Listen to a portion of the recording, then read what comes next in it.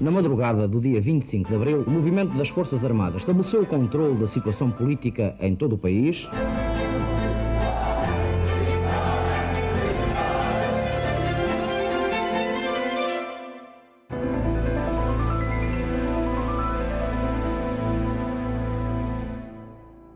Olá, bem-vindos a mais um episódio de A História Repete-se, com Henrique Monteiro. Olá, Henrique. Olá, Lourenço. E comigo, Lourenço Pereira Coutinho. A propósito dos 500 anos da data provável do nascimento de Luís Vaz de Camões, 1524, convidámos hoje o crítico literário Carlos Maria Bobone para falar sobre a vida e obra de uma das figuras mais importantes, se não a mais importante, da cultura portuguesa. Carlos Bobone, bem-vindo ao programa. Obrigado. Olá a todos. Subscrever o Expresso é ter acesso à melhor informação, a uma vasta oferta de conteúdos exclusivos e à opinião de referência. Subscrever o Expresso é tornar-se membro do nosso clube, poder ser voz ativa de uma comunidade informada e beneficiar de vantagens exclusivas. Subscreva o Expresso em expresso.pt/digital. Expresso. Liberdade para pensar. Não sendo eu um especialista em Camões, apenas umas breves notas para introduzir a conversa. Começando pela biografia do ilustre poeta, para salientar que ainda permanecem várias interrogações sobre o seu percurso. Luís Vaz de Camões terá nascido em Lisboa em 1524, já no reinado de Dom João III.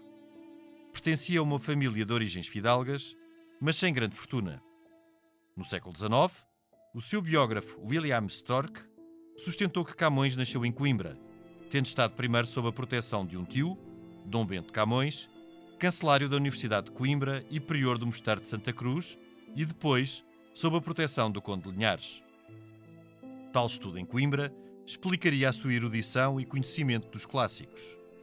Se é inegável que Camões teve uma educação que só estava acessível a uma minoria, é mais difícil de provar a sua passagem pela Universidade de Coimbra, ou o valimento junto do Conde de Linhares, como pretenderam alguns dos seus biógrafos. Provavelmente, Camões terá frequentado a corte de Dom João III na década de 1540, onde iniciou o seu percurso como poeta lírico. Viviam-se os tempos prévios ao Concílio de Trento, e a corte de Dom João III era então um polo cultural onde ainda se cultivava o humanismo e onde pontificavam figuras como João de Barros ou Damião de Góis. Conhecido pela sua obra-prima épica, note-se que Camões foi também um extraordinário poeta lírico e dramaturgo, tendo escrito 3 peças de teatro satírico. Para além do gosto pelas letras, Luís Vaz de Camões teria possivelmente uma personalidade truculenta e aventureira.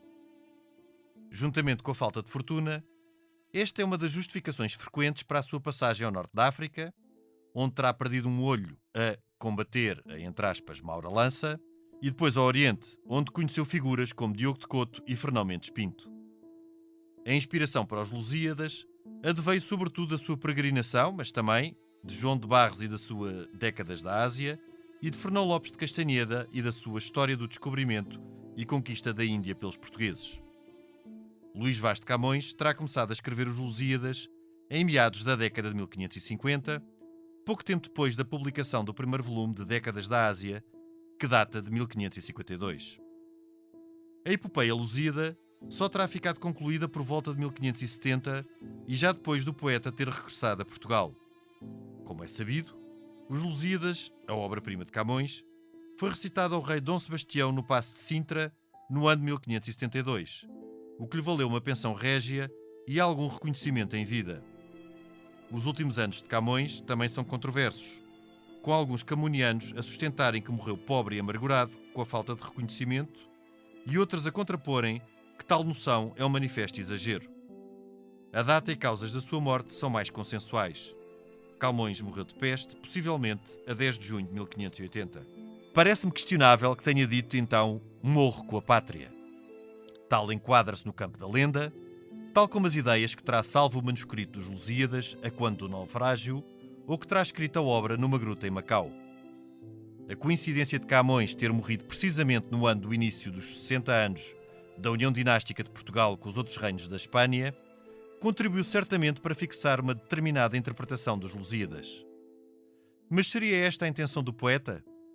Será que, com os Lusíadas, ele pretendeu salientar a excepcionalidade portuguesa, logo, a justificação do seu percurso autónomo do resto da Espanha, ou antes, uma tal superioridade portuguesa, logo a justificação da sua liderança no contexto da Espanha.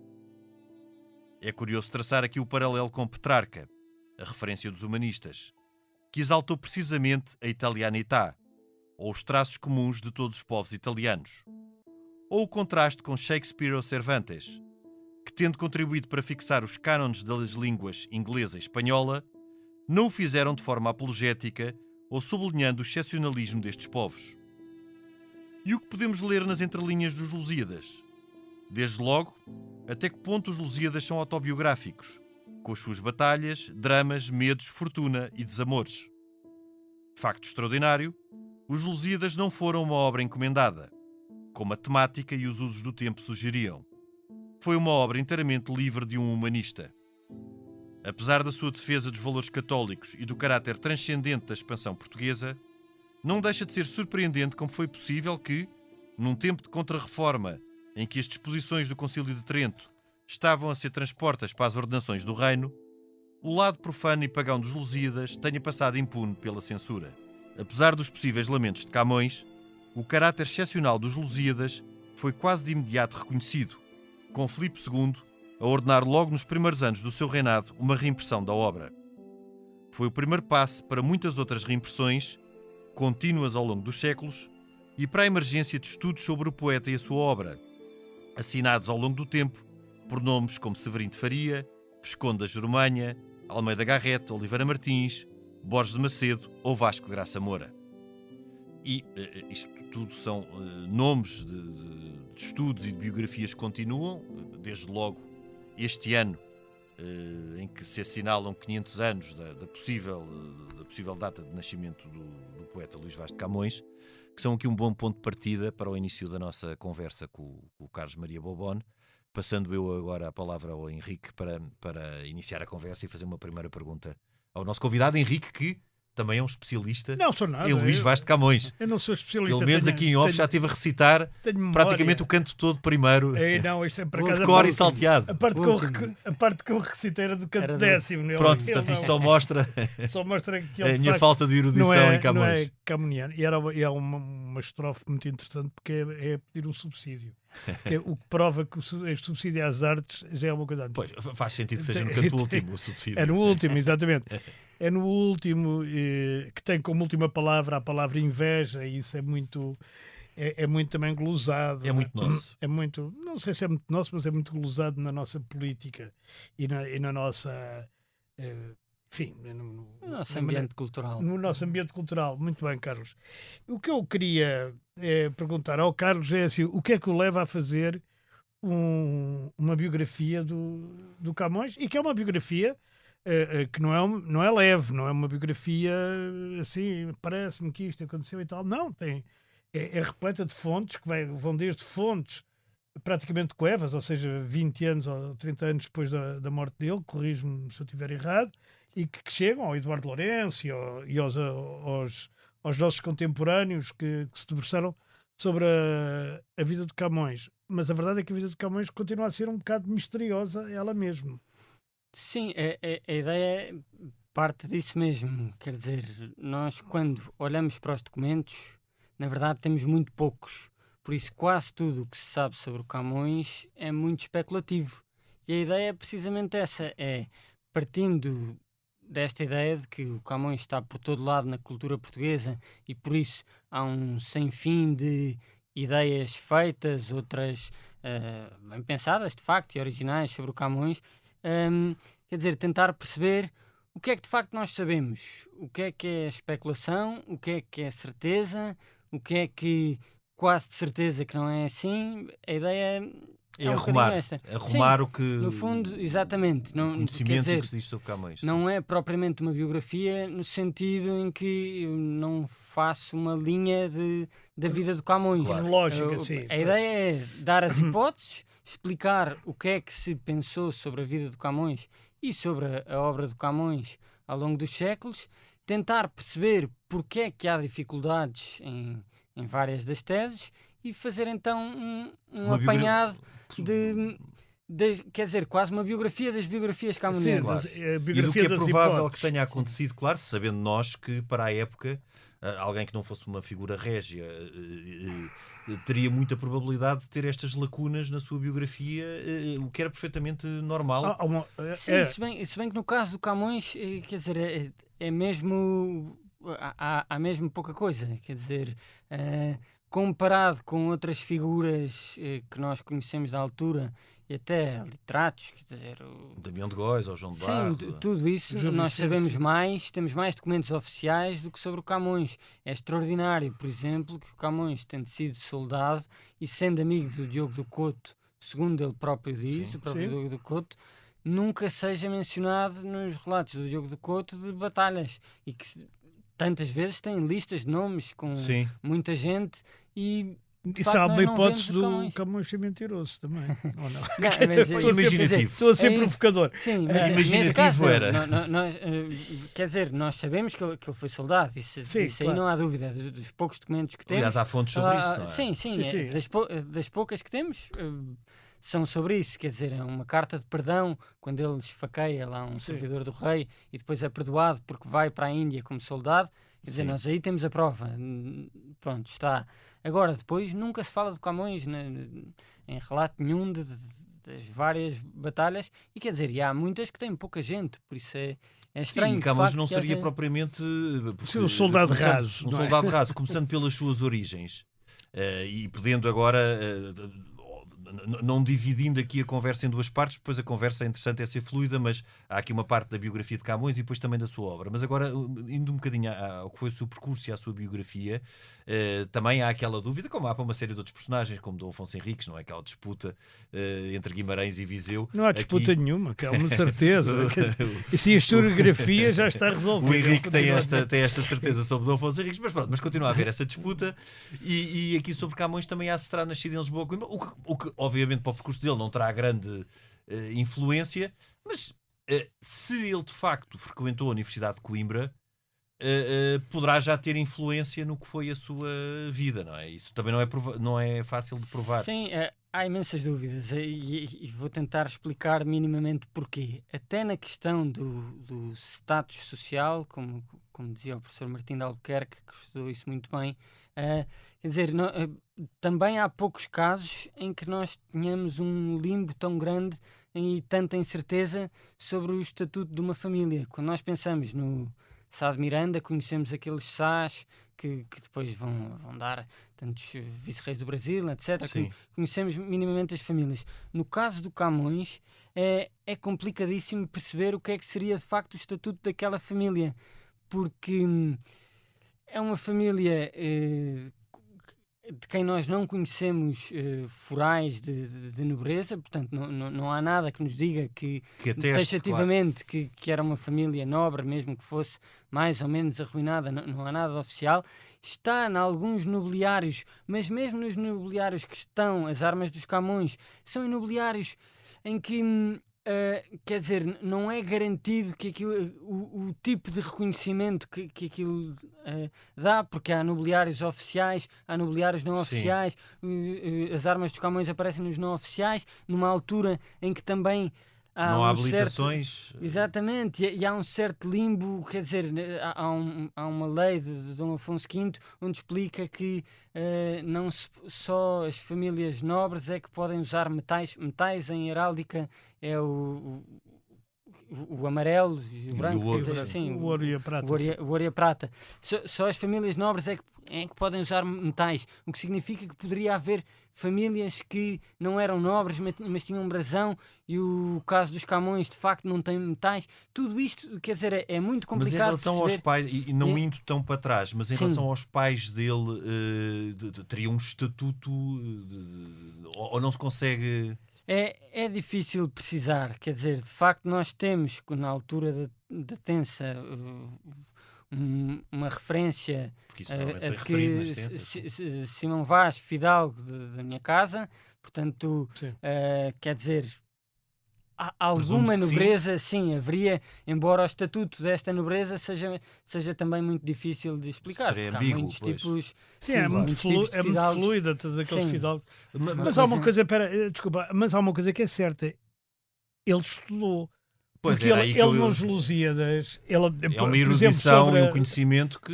erudição, quer dizer, vamos lá ver, também na altura, por exemplo, todo o panteão greco-romano era muito mais conhecido do que hoje. Sim, mas com certeza que não Eh, seria, pelo menos, exato. entre os letrados, não é? Sim, entre os letrados, mas quer dizer que ele teve que estudar logo no princípio. Ele diz, se tanto me ajudar, se ele diz Calço, sábio grego e troiano e tal, e depois diz Cesse de Alexandre e de Trajano, e aquilo tem uma lógica, porque Alexandre e Trajano Claro. foram os maiores conquistadores da antiguidade. Claro, não é uma enumeração, E não é uma mera enumeração. Exatamente. E depois então, no canto nono, e sobretudo no canto nono, ele tem o panteão completo, quer dizer, até deuses e semideuses e ninfas, que aliás, que no Tejo chamam Tágides, não é? As musas, e são do Tejo, não é? Tágides. Exatamente, E essas coisas todas que dá a ideia que ele, mais do que ser culto e do que ter estudado alguma coisa, ele estudou bastante.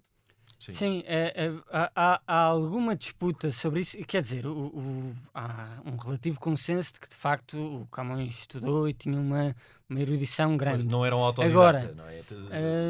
sim, Teria tido mestres. já lá vamos, sim. Só tentar explicar antes uma coisa. Quer dizer, há um certo consenso de que ele estudou, embora também haja algumas coisas que nós vemos. Há um livro muito interessante de um padre, que era o padre José Maria Rodrigues, que foi um grande camonista, escreveu um livro chamado As Fontes dos Lusíadas, onde varre praticamente tudo aquilo que é citado nos Lusíadas e percebe de onde é que ele pode tirar cada assunto. E um dos instrumentos usados é chamada Oficina do Ravisio Textor. Como é que nós sabemos que ele leu esse livro? Porque há, por exemplo, o Adamastor, Era com um este Google nome, da época. Adamastor, aquilo aparece num... Quer dizer, vem a história que o próprio Adamastor conta de si próprio, vem da Gigantomaquia, que é uma lenda grega grande, mas que com aqueles nomes nós conhecemos de poucos sítios mais. Aparece no Rabelais, aparece no Camões e aparece numa fonte comum a estas duas coisas, que é esta tal Oficina do Ravisio Textor, que era assim uma espécie de enciclopédia meio popular. Por Sim. isso, quer dizer, também não é uma coisa do De tipo uma- de estudo de uma próprio erudição, sim, sim. próprio de um académico, de um doutor.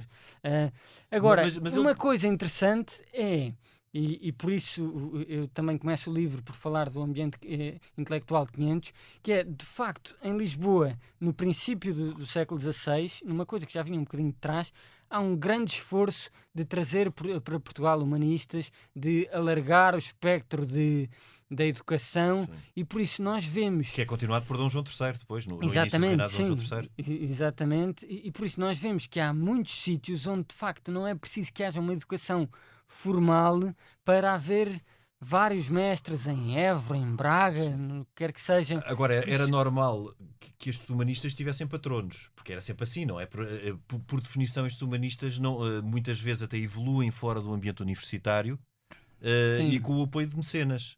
Sim, Será sim, que o sim. Conde de Linhares foi Agora- um mecenas de... Ou se Sim, isso- o Conde de Linhares, a ter sido, só pode de facto ter sido numa fase mais tardia da vida do Camões, ali talvez nos 20 anos dele, vá, quer dizer, é provável que ele década já de 40 tivesse... já. Sim, exatamente, porque antes o Conde de Linhares teve uma embaixada em França, etc., por isso não poderia ser de antes disso. A tese tradicional é de que, de facto, o Camões teria estudado em Coimbra porque pode ter havido um tio do Camões, chamado Bento de Camões, que era o cancelário da Universidade de Coimbra. sim. Agora, isto não é tão certo assim que tenha havido, porque na altura havia 3 Bentos de Camões, 3 Dom Bentos entre os frades crúzios. O que nós temos é uma fonte que não é absolutamente segura na maneira como lida com os tais nomes de frades, etc. E por isso E depois, além disso, nós temos que, quando conhecemos o avô de Camões, que este facto está bem estudado por um genealogista, que é o general Calvão Borges, e que descobriu e identificou muitos filhos deste Antão de Camões, entre eles um Simão Vaz de Camões, que seria o pai, o pai de Luís de Camões, encontra vários filhos, mas não encontra nenhum Bento.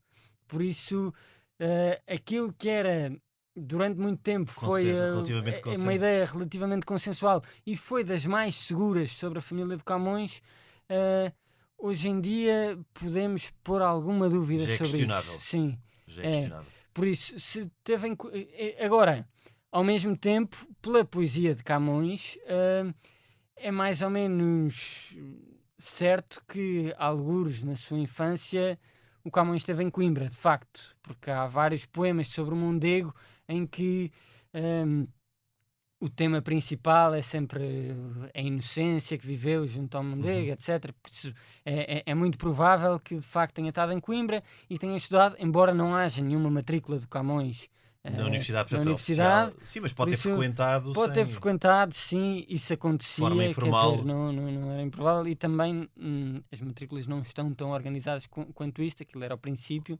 Sim, era mesmo. Por isso, quer dizer, é difícil de saber. Ao mesmo tempo, nós temos outros biógrafos que dão, como o Visconde de Jormanha, a hipótese de o Camões ter estudado em Lisboa com os dominicanos. E quando nós temos na década oitava do Diogo de Couto a parte em que ele fala sobre o Camões, diz meu companheiro de estudos, e o Diogo de Couto, esse sim nós sabemos que estudou em Lisboa com os dominicanos. Sim. Embora seja numa altura em que já é difícil garantir que ele fosse companheiro de estudos do Camões, podia ser que fossem companheiros de estudo depois, informal, e depois em Goa, o que quer que seja. Sim, por isso é muito complicado saber de facto o que é que são os estudos do Camões. Agora, há uma coisa que é verdade. O Camões, nos séculos XVII e XVIII, andou relativamente desaparecido do panorama da literatura portuguesa. Quer dizer, não andou nunca nos especialistas, mas não era a figura cimeira que é hoje. Por exemplo, no século XIX, o Tomás Ribeiro quase que ocupou o lugar de Camões com o Dom Jaime, a ocupação castelhana, ou lá como é que aquilo se chamava, e o Camões acaba por ser, digamos, recuperado até pelo Dom Luís, mas quase a pedido dos republicanos, não é? O Teófilo Braga e outros que começam a exigir... No tempo do Romano... Diz. Há um processo sui generis, quer dizer, aquilo logo no século XVII, o Estatuto do Camões cresce muito, mas num certo tipo muito específico de literatura. Quer dizer, os devotos do Camões são mesmo devotos. Quer dizer, o Faria e Sousa, por exemplo, dedicou a vida inteira a estudar Camões, a comentá-lo, a fazer biografias sobre biografias, edições. Quer dizer, quem de facto reconhecia o Camões, reconhecia nele um gênio absoluto, e tem estudos como mais nenhum escritor tem nessa época. Carlos, mas exatamente no século XVII, nessa altura, porque depois, obviamente, que quando Camões, eu não diria que é recuperado, mas quando há esta segunda vaga de grande foco no Camões, que depois do romantismo, e que vem sobretudo a partir de 1880 com o Dom Luís, que é a celebração dos 300 anos. Dos 300 anos, e depois até com Oliveira Martins e com tudo isso. Mas nesta fase do século XVII faria até sentido como autor de uma epopeia de um povo, não é? Dos Lusíadas, ou de uma nação, que no século XIX já poderíamos falar nisso, no século XVII ainda não, que depois de 1640 e da restauração, Camões tivesse sido recuperado exatamente. Sim, o Carlos escreve no livro uma coisa que eu acho que ele tem razão, se eu posso elogiar agora o teu livro, que ele é reconhecido e adaptado consoante a corrente literária que é dominante. Claro. Pelos acadianos, por todos, quer dizer, vai-se fazendo interpretações. Até chegar aos românticos e vão-se fazendo interpretações diferentes daquilo Henrique, que são mas os daí Lusíadas. só para fechar a pergunta, porque, como eu disse na introdução, esta ideia também, que é uma ideia que vem muito também do século XIX, qual é que foi a intenção do Camões ao escrever a epopeia de um povo chamado os Lusíadas? Era vincar esta excepcionalidade. E, portanto, é que nós estamos numa fase prévia à perda, à União Dinástica, eu não chamo perda da independência, chamo a União Dinástica dos vários reinos da Espanha, mas estamos numa fase prévia, portanto, e nós, a posteriori, já o interpretamos como eu morro com a pátria, morro, portanto, com aquela forma dramática. Será que a ideia era salientar a excepcionalidade portuguesa ou, pelo contrário, até justificar como Portugal poderia liderar, ao exemplo até que eu dei como Petrarca, não é? A ideia de Petrarca era justamente a contrária. Era exaltar a italianidade. Mas que é que a gente tem que arranjar uma coisa dessa? Por exemplo, poderia até não como ser... sou mais velho, aprendi sempre que aprendi com bons mestres, que aquilo era uma espécie de saga dos lusitanos, a exemplo da saga da Eneida, do Virgílio. Sim, claro, não é? Aliás, até claro, o próprio início, depois, não é? Mas depois, Arma quando vir usar... um cuecano, começa a Eneida, ser semelhante às armas mas dos depois, barões. a posteriori, até depois dos 60 anos da monarquia de tinha- Habsburgo, poderíamos ver o Camões, no fundo, quase como um poeta profético do que seria a inevitabilidade de um Portugal independente e afastado do resto da Espanha. Eu acho isso. Não, Carlos, Henrique, é eu não estou a dizer que eu acho, eu estou a dizer é que depois a interpretação pode-se ver. foi feita neste... Mas, o que eu estou a perguntar é que, provavelmente Camões não teria esta intenção. Não, e menos ainda, já agora, para depois juntarmos duas coisas. O Anthony Soares, que é um académico da ascendência portuguesa nos Estados Unidos, diz: a violência no discurso em Camões, e depois cito, pavimentou o caminho para a violência física na qual se criou a identidade do Império Colonial Português. Uma feminista diz que é um elemento da perpetuação da doutrina falocrática. E um estudioso sul-africano diz que o Adamastor e a personificação do Cabo das Tormentas não passa, e cito, da raiz de uma mitologia racista sobre o qual assenta a supremacia branca da África do Sul. Pronto, são interpretações ideológicas. São interpretações atuais. Mas são interpretações. Quer dizer, Claro. A gente pode dizer, eu acho isto ridículo, se me perguntarem, acho isto tudo ridículo, até porque a pessoa, o que fala do colonialismo, nem sabe que no século XVI não havia colonialismo. Quando ele escreveu isto, quer dizer, não havia sequer, e portanto não havia o conceito, não é? Pronto. Mas quer Nem dizer, de feminismo. mas as interpretações, a intenção é sempre muito difícil, mesmo para o biógrafo mais estudioso, de dizer qual é ou não é, cara? Sim, é difícil dizer um motivo no sentido causal, quer dizer, porque é que ele decidiu ir fazer aquilo. Embora mas isso, desculpa, seja uma coisa... são parênteses muito rápidos, só para não te voltar a interromper, mas isso intriga muito justamente também por este motivo.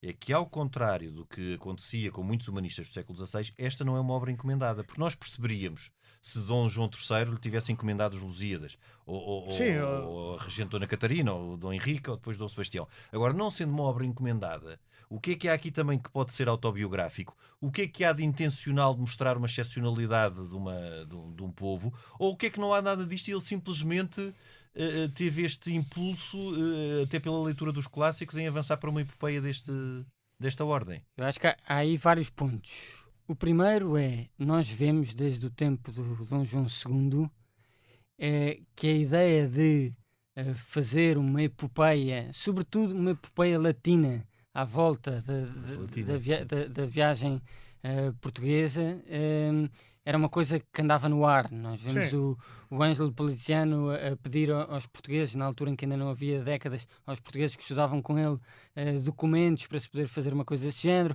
O Clenardo, que vem cá para Portugal também para ser mestre dos príncipes, também queria fazer uma coisa dessas. No António Ferreira vê-se uma espécie de uma exortação a que alguém faça. Quer dizer, isto de alguma maneira anda no ar. E eu acho, embora estas coisas... Sim, é sejam também, claro. Quer dizer, que quadra com a personalidade do Camões também isso, quer dizer, tentar o maior empreendimento possível. O Camões tinha uma ideia da sua própria poesia e de si próprio como poeta que quadrava com isto, quer dizer, ele julgava-se um grande poeta, com razão, mas na verdade era. Mas o problema é aqueles que se julgam e não são. Exatamente, sim. Mas por isso, quer dizer, faz sentido que ele se abalançasse para uma coisa destas. Agora, Que tipo de coisa é que o Camões tem em mente? Eu diria que nem, por um lado, vincar a excepcionalidade portuguesa, nem, por outro, fazer de Portugal a cabeça das Espanhas. Por uma razão muito simples, porque o épico não é sobre Portugal. E isso é uma coisa que eu acho que é muito importante e que faz diferença, e que a melhor maneira de perceber isso é, de facto, olhar para a grande inspiração do Camões para fazer os Lusíadas, que são a Eneida. O que é a Eneida? A Eneida é, no fundo, um mito sobre a fundação de Roma. Nós nunca dizemos que a Eneida é sobre os troianos, quando na verdade o Enéas era um troiano. Saiu de Troia e foi fazer Roma. Quer dizer, a ideia é de que vamos contar esta viagem em que estão contidos os elementos que vão criar a grandeza de Roma. O que o Camões está a fazer é exatamente a mesma coisa. É, o Vasco da Gama vem de um povo que é a Troia dos Lusíadas, que é aqui Portugal. O que ele está a fazer é uma história do Oriente. Aquele Oriente é que está a ser contado pelo Camões como aquilo que vai ser grandioso. Não é sobre Portugal e a independência de Portugal. Sim, isso é muito... Isso depois é a interpretação posterior, claro. Nós que vivemos em Portugal e já não temos Império do Oriente, ficámos com isto. Mas a ideia do Camões é que a coisa grande que está a ser criada é o Oriente. Aquilo é que é uma coisa extraordinária, um Império cristão gigantesco, a partir daqueles heróis de João de Castro, do Afonso de Albuquerque, todos esses, mas aquilo é que é o que está em causa. Tanto que depois o Camões faz várias vezes uma história desse Oriente, do princípio desse Oriente, e tudo aquilo é à volta disso. E depois tem um lado quase profético, depois também eventualmente retomado por Padre António Vieira e tudo isso, de recriação do novo... e algo messiânico? Quer dizer, isso aí, no fundo... Porque no fundo ele está no início dessa... Ele no fundo está a contar o princípio de uma história que ele não sabe como é que vai acabar. Porque ele em 1540 ou 60, quando está a escrever os Lusíadas, é uma história que ainda está muito... Mas, Lourenço, deixa-me só sublinhar uma coisa que disse o Carlos que eu acho muito importante. É que a história é sobre a Ásia, não é sobre Portugal. Aliás, as referências a Portugal, território continental tal como é hoje, são pontuais. São pontuais e são quando ele conta de onde vêm aos outros que lá estão, no geral. Porque há a parte da fala do Velho do Restelo, por exemplo, e a parte da perda da independência em 1383, 1385, são nos cantos iniciais. Sim, o canto 3, 4, começa o discurso do Vasco da Gama. Exatamente, aquele discurso e tal, a dizer eis a minha amada pátria, ditosa pátria, exatamente. Mas a questão é que se põe, e que muitos põem, não sou eu, é se, por exemplo, se alguma desses versos mais conhecidos, como o fraco rei que faz fraca a forte gente, ou a fala de glória de mandar ao Van Cobiça, dessa vaidade a que chamamos fama, que é o início do discurso do Velho do Restelo, são referentes à viagem ou são referentes à atualidade que ele vive. Porque podem ser referentes, ao Dom Sebastião, no fraco rei, 2, à partida para Alcácer Quibir, que toda a gente era contra. E, portanto, no fundo é tudo alegórico, não é? E, portanto, era alegórico. Aliás, é bom lembrar, e o Carlos sabe isto, e tu também, mas se calhar quem está a ouvir não sabe, que os Lusíadas passaram para aí 8 vezes pela censura, antes, ou 6, ou já não me lembro, antes de serem publicados. Não foram... quer dizer, ele teve que fazer várias alterações ao projeto. Sim, é difícil de saber. Isso são até sobretudo o Aquilino Ribeiro, que o Aquilino Ribeiro até chega a dizer que há partes que terão sido escritas pelo censor. Isso não me parece que isso seja verdade. Que isso seja verdade, sim. Até porque se baseia numa interpretação do que é a Ilha dos Amores, que não me parece, quer dizer, condizente com o que é a realidade depois dos Lusíadas. A ideia de que aquilo, no fundo, seria uma coisa completamente extemporânea, a existência de uma Ilha dos Amores num Portugal com a Inquisição, com tudo isso. Eu não acho que isso seja bem assim. Quer dizer, o mundo cultural português estava habituadíssimo aos cânones da poesia Sim. antiga e, portanto, Sim. quer dizer, todas essas coisas me parece que Se podiam bem que passar mais estamos a falar facilmente. numa altura em que as regras apertaram muito. É exatamente na década de 60 que começam a ser transportas as diretivas do Concílio de Trento para a ordenação nacional, não é? Por isso, por exemplo, no caso de Damião de Góis, que é um caso mais ou menos contemporâneo de Camões, Damião de Góis também mantém-se relativamente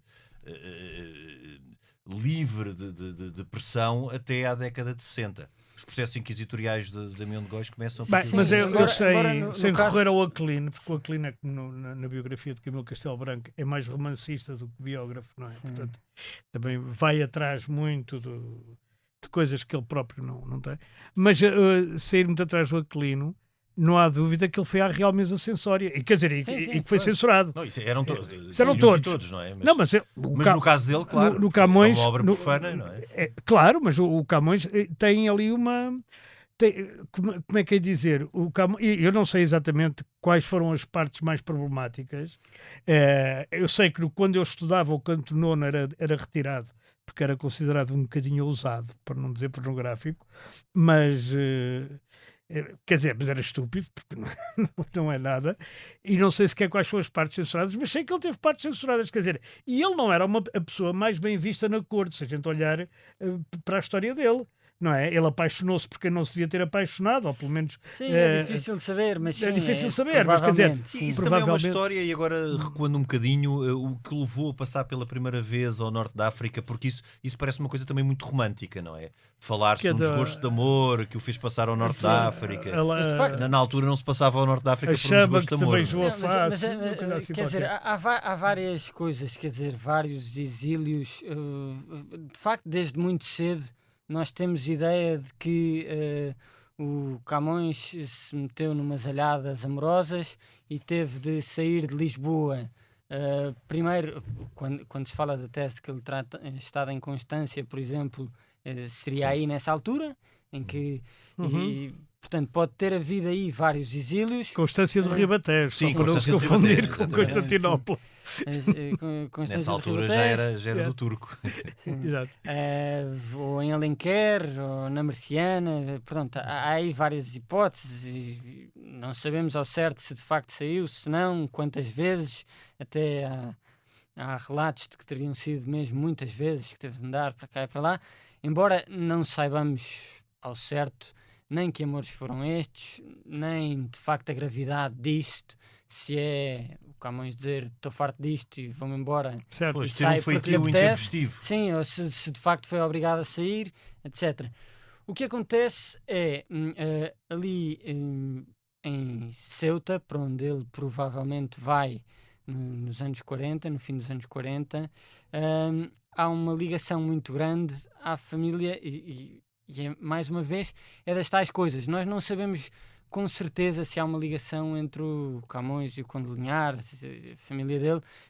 O que nós temos é vários indícios que nos vão aproximando. Quer dizer, o Conde de Linhares os Condes de Linhares são um ramo segundo dos Menezes, Dos que Vila Real. dos Condes de Vila Real, exatamente, que foram até à altura em que o Camões foi para a Índia com o Dom Afonso de Noronha, que tinha sido capitão de Ceuta nos anos 40, lá está, foram sempre os capitães de Ceuta.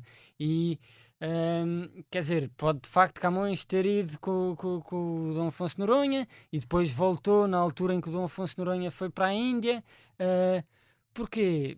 Não é muito certo, mas nós também não conhecemos o modo de vida do Camões, por isso poderia ser uma maneira de ganhar a vida. Ele, pelo menos, os Há favores ali- régios não teria, porque não teve tensas nessa altura, não é? Não teria Sim, tido. e Não. de facto, ali nessa altura, no fim dos anos 40, há uma mobilização grande para o norte da África, porque é quando Fez é conquistada por outra dinastia e se fala de um possível ataque a Ceuta. São os antecedentes até de Alcácer, os antecedentes remotos de Alcácer Quibir. Exatamente. Reforçam-se aí muitas fortalezas portuguesas, etc. Por isso, embora depois não tenha havido, de facto, nenhum combate importante, nenhuma batalha importante, por isso é possível que Camões, nessa leva em que até obrigou alguns fidalgos a irem buscar fidalgos à Espanha, por isso, de facto, havia necessidade de gente. Para ir para Ceuta.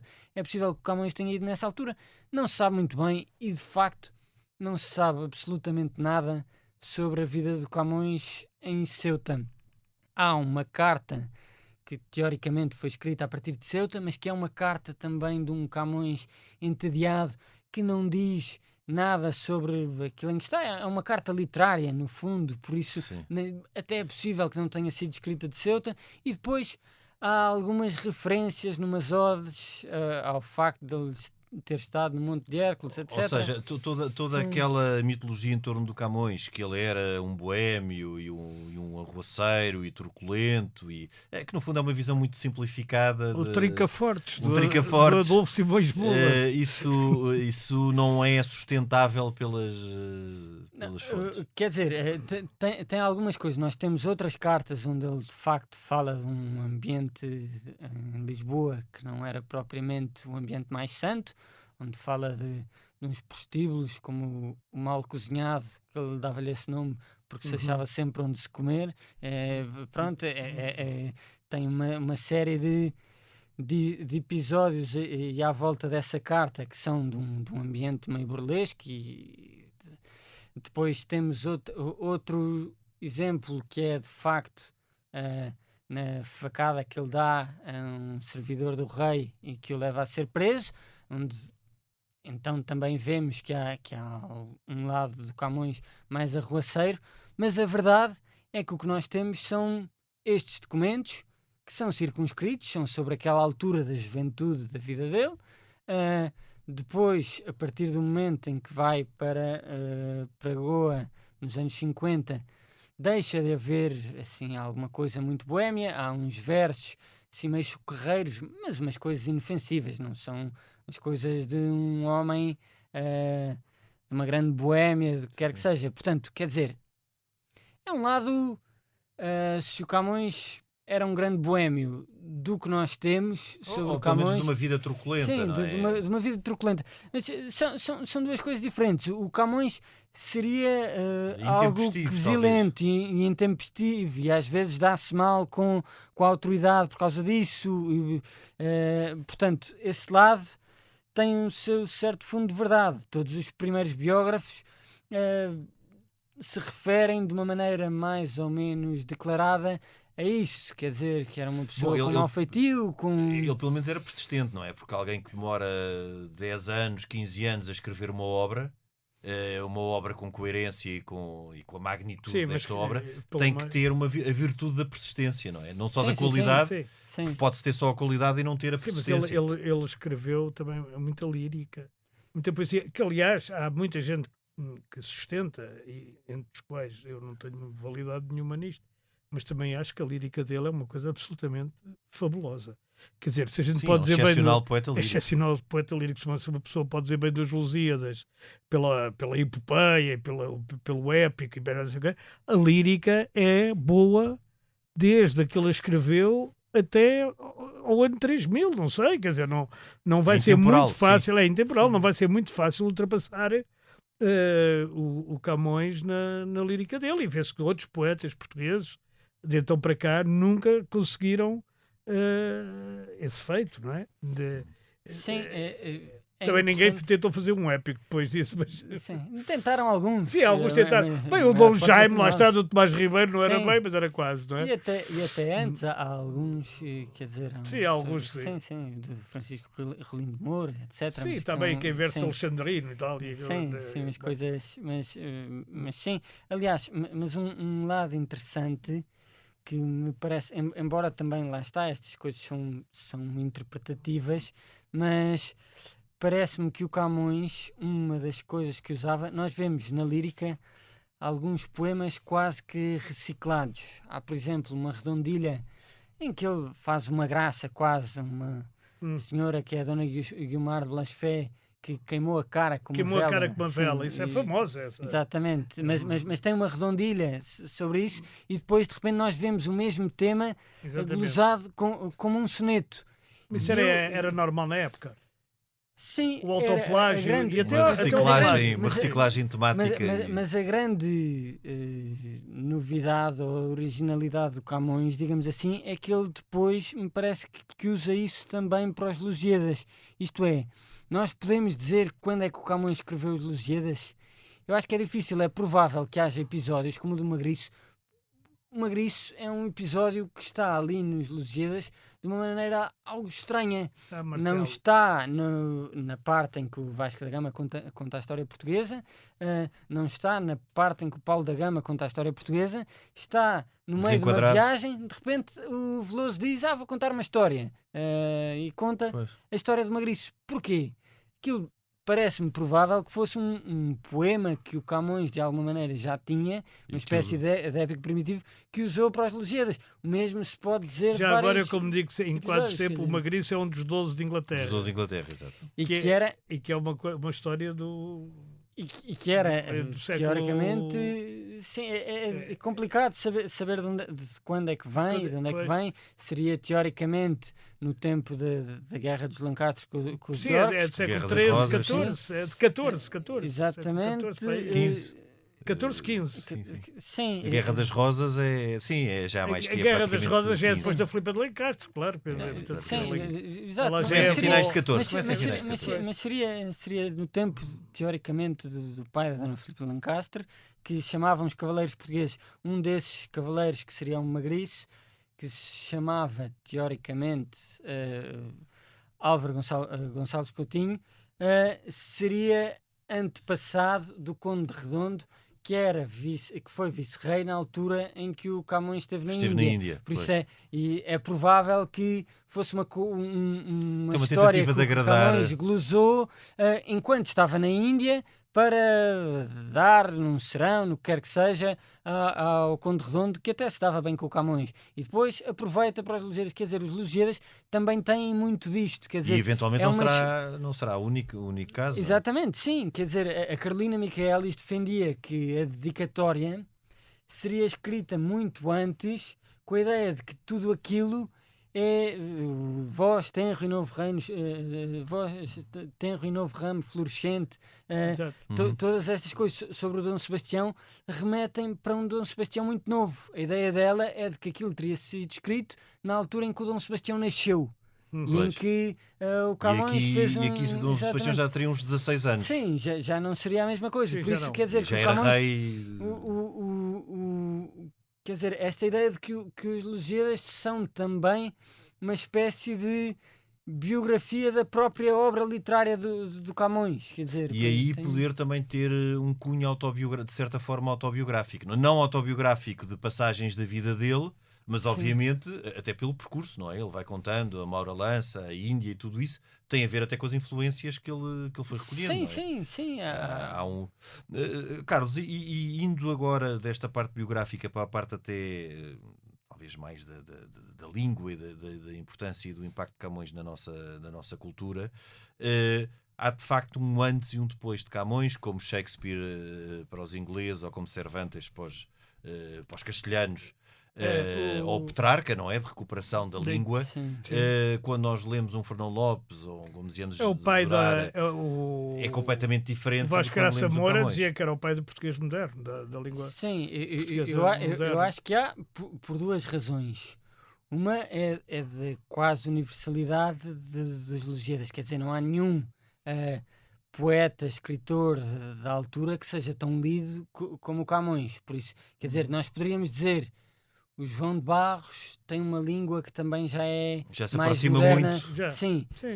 Sim, é verdade que tem. Aliás, agora, com todos os latinismos, não é? A recuperação do latim, a filologia, o estudo da filologia, tudo isto que é típico dos humanistas. Mas curiosamente, aqueles que defendem a Altrance, que são contra o acordo ortográfico, deviam ler os Lusíadas da primeira edição para perceber que não percebem nada do que lá está escrito, porque a ortografia era totalmente diferente, porque a ortografia de facto lá está, não faz parte da gramática, a maior parte das pessoas não sabe isso. Mas é curioso, eu acho até curioso e de forma extraordinária que na Península Ibérica os dois grandes escritores, poeta e romancista, que restabelecem a língua, um é Manete e o outro é Zarolho, porque o Cervantes tinha perdido a mão na Batalha de Lepanto e teoricamente o Camões perdeu o olho em Ceuta. Isto é uma coisa, quer dizer, só o Shakespeare é que não perdeu nada, pelos vistos. Mas no Shakespeare há outra coisa, é se ele existiu realmente, não é? Ou se eram vários a escrever aquelas... Vários Shakespeares. Não, vários com o nome dele a escrever aquelas... Sim, vários Shakespeare, claro. Sim, exatamente. Vários com o nome dele. Enquanto a gente acha que com o Camões não há essa dúvida, nem com o Cervantes. Há muita dúvida sobre muita da lírica. Muitos na dos lírica poemas é um atribuídos. problema muito, muito complicado, sim, de saber o que é que de facto é do Camões e o que é que não é. Mas sim, mas não é do mesmo género, não há dúvida. Mas sobre o impacto cultural e na língua Sim. do Camões, que era um ponto também importante.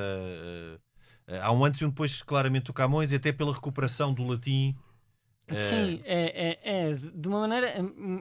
Eu acho que há um dos lados que não é diretamente do Camões, por isso, quer dizer, há uma universalidade do Camões que o João de Barros, por exemplo, não tem, não é? Quer dizer, as pessoas leem o Camões, durante muitos anos leem o Camões, por isso, quer dizer, se a língua que nós falamos é a língua do João de Barros, mas é mais a do Camões, porque provavelmente a tiramos mais do Camões, não é? Uhum. Agora, realmente, qual é que é o impacto que o Camões tem na língua portuguesa? É sobretudo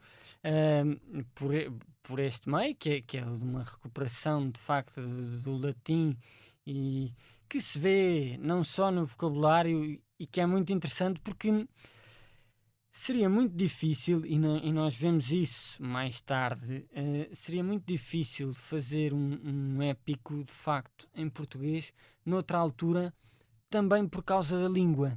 Isto porquê? Porque o Camões está ali numa interseção entre dois tempos que permite, por um lado, recuperar muita coisa, ou usar muita coisa que para nós é arcaica, muitas terminações, muitas palavras, etc. E também usar uma série de neologismos que, noutra altura, de outra maneira, seriam estranhos. E isso dá uma versatilidade ao português do Camões que nem antes nem depois se consegue. Numa altura em que a língua também estava em grande evolução, até pela incorporação e deste contacto com o Oriente e com outros sons, não é? Sim, Até os sim, sons sim. nasalados Sim. e tudo isso, que a língua estava em particular evolução. Há uma coisa curiosa, se nós virmos... O ão é desta altura, sim, não é? o que escreveu, sim, porque não era exatamente nasalado. era uma outra coisa, era mais espanhol, on.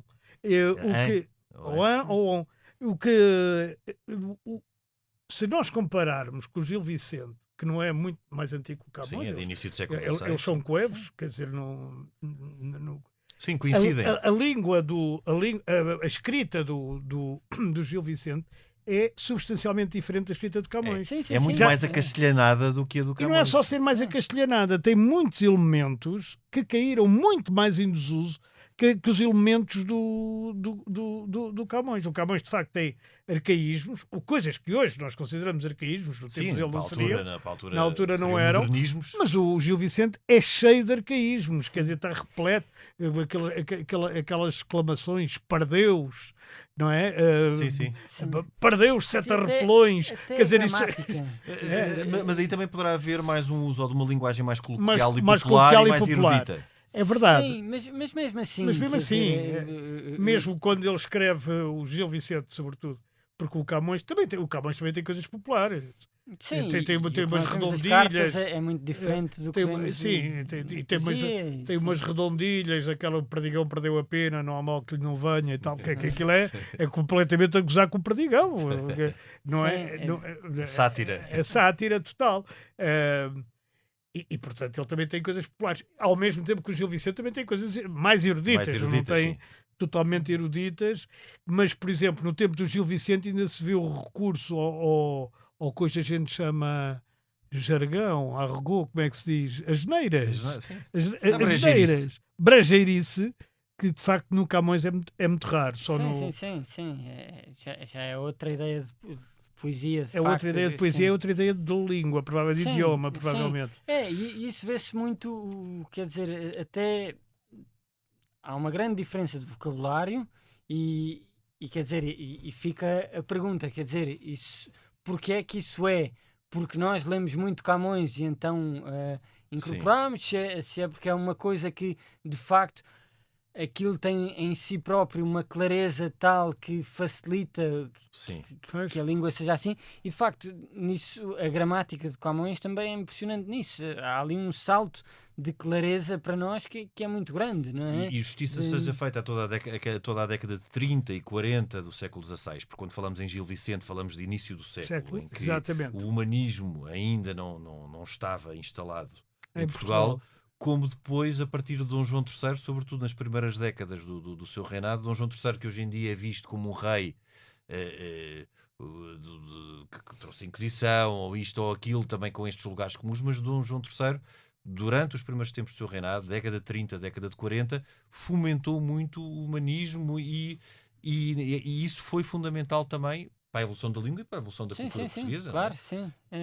Isso, é? sim. Camões também é tributário deste Sim. percurso fomentado por Dom João III.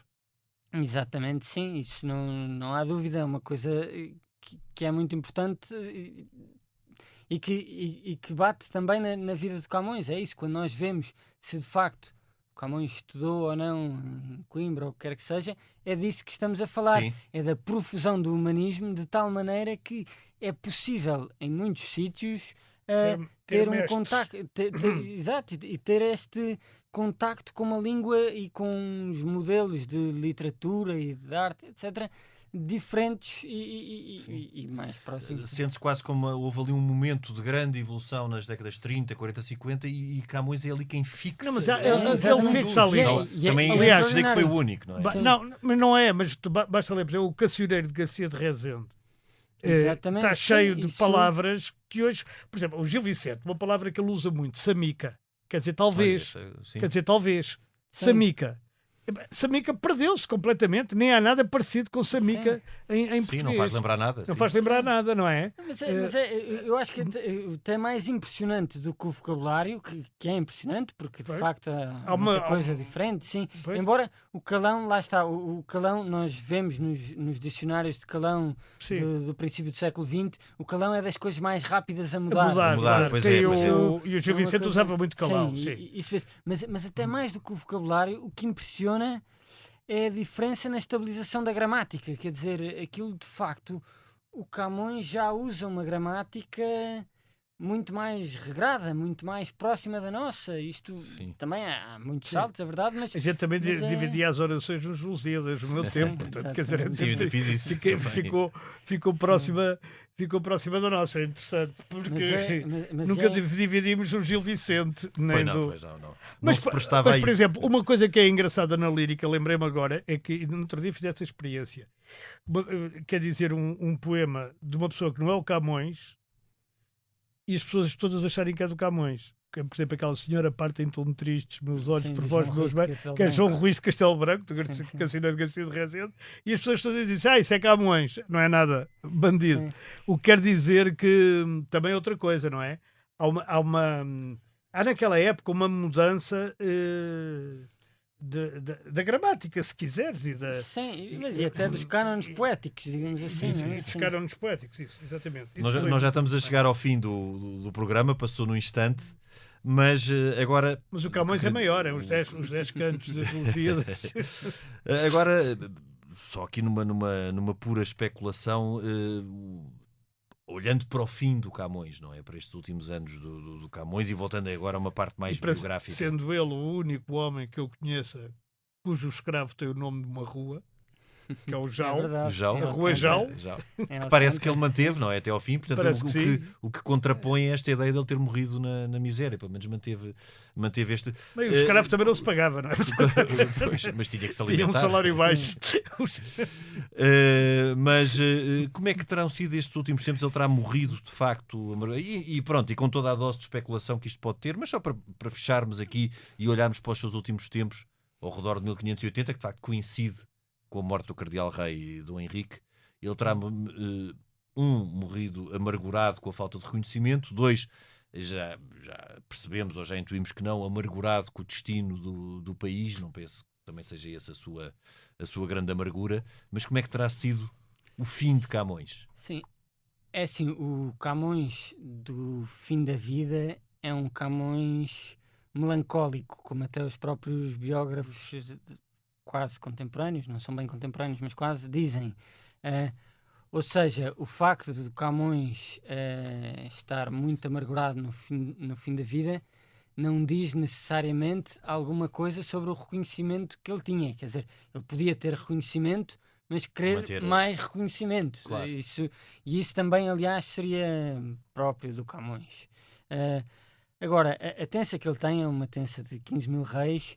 Quando nós comparamos, né, vivemos ali na história genealógica uma série de tensas desse género, não é extraordinária, também não é muito má, sobretudo para um poeta. Sim, sem família, sem filhos. Sim, embora também no documento seja dúbio se está a dar uma tensa por causa dos serviços na Índia pelos Lusíadas. Portanto, quer dizer, também não sabemos muito bem o que é que os Lusíadas contribuíram para essa tensa. Por isso é difícil dizer. De facto, também tinha um escravo, Jau, ou seja, da ilha de Java, chamava-se António. Tinha um escravo que, segundo os testemunhos, um testemunho que nós temos é, numa das primeiras edições dos Lusíadas, há um manuscrito no fim de um tal Frei José Índio que diz que acompanhou o Camões no fim da vida e que o escravo tinha de pedir esmola à noite por ele e que ele viveu muito, quer dizer, que o encontrou-se sem nada. Carlos, quantas primeiras edições há dos Lusíadas? Há umas 6 ou 7? Um bocadinho mais. Ou mais ainda, mas, não é? Sim, mas não muito mais. Isso explica-se porque uma primeira edição na altura não era o mesmo que hoje, não é? Não, e há outra coisa, que no caso dos Lusíadas, as portadas há umas que têm um pelicano virado para a direita, outras para a esquerda, e há uns que valem mais que outros. Tempo não se sabia exatamente qual é que era a primeira edição. Hoje, a Rita Marnoto parece que resolveu isso. Quer dizer, uma é uma contrafação da outra, portanto, o que dá a ideia de que já haveria algum êxito dos Lusíadas para fazer uma edição pirata. E também já havia aquela coisa que a gente chama contrafação. Hoje chamamos outra coisa, que é o copy-paste, mas enfim, era mais difícil na altura a contrafação. Portanto, mas quer dizer, isto para dizer, os sinais são dúbios. Por um lado tem uma tensa, por outro temos um testemunho de que o escravo andava a pedir esmola por ele. Por um lado temos uma contrafação que dá a ideia de que a obra teria um certo êxito. Por outro temos o próprio e alguns testemunhos de que não seria muito reconhecido. Como é que Camões acaba? É difícil dizer. A tensa também terá atrasado algumas vezes, quer dizer, demorou a pagar, depois passou para a mãe dele, etc. Também é possível que ele tivesse a tensa, mas aquilo não lhe chegava lá logo às mãos. Não é nada comum no Estado português. Também há relatos de que ele era muito gastador, por isso o facto de ele se queixar de não ter dinheiro, também não significa exatamente que não lhe dessem. Pois, gastador com ele, não é? Porque ele não deixou filhos. É por isso que ele no canto 10º diz: o favor com que mais se aguça o engenho, cá está a pedida tensa, não é? O favor com que mais se aguça o engenho não nos dá a pátria, não, que está metida no gosto da cobiça e da rudeza, de uma austera, apagada e vil tristeza. Isto é praticamente no fim, são 10 ou 12 estrofes antes do fim, enfim, o Carlos saberá melhor que eu. E ele ali está a dizer que a pátria vive na austera, apagada e vil tristeza.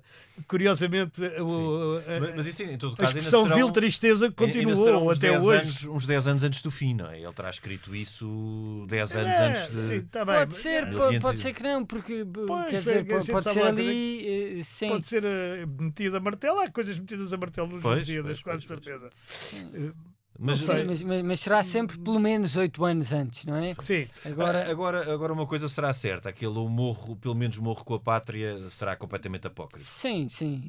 Isso é mais como aquela do morro, não sei o quê, salvei a pátria do Sidónio. Do Sidónio Pais. Quando, na verdade, o que ele disse foi: não me apertem rapazes. Isso está documentado e não vale a pena voltar atrás. Mas as grandes frases no leito da morte, no geral, são muito imaginações são boas demais para quem está a morrer, digamos. Estar com sangue frio pode dizer. Exatamente. Carlos, foi um gosto de ter-te aqui no programa. Muito obrigado. Obrigado. Havia muito mais para Havia. E dizer. parabéns pelo livro, sinceramente. Parabéns pelo livro. Obrigado. Sinceramente, estava à espera de... Quer dizer, não estava à espera de tanto. Né? Acho que o livro vale mesmo a pena para quem se interessar por Camões. Claro. E para quem não se, e para quem se quer interessar, não é só para Claro, quem se e interessa. nós recomendamos, aliás, a conversa é um aperitivo, porque havia muito mais para dizer. Camões, Vida e Obra, de Carlos Maria E Bobone, tudo o que da o Dom Carlos Quixote, disse está aqui. editado e muito mais, e editado E muito este mês. Carlos, mais uma vez obrigado. Henrique, nós até para a semana. Sim, A senhor. gravação e sonoplastia esteve a cargo de Tomás Delfim. Nós voltamos na próxima semana, noutro tempo e noutro espaço.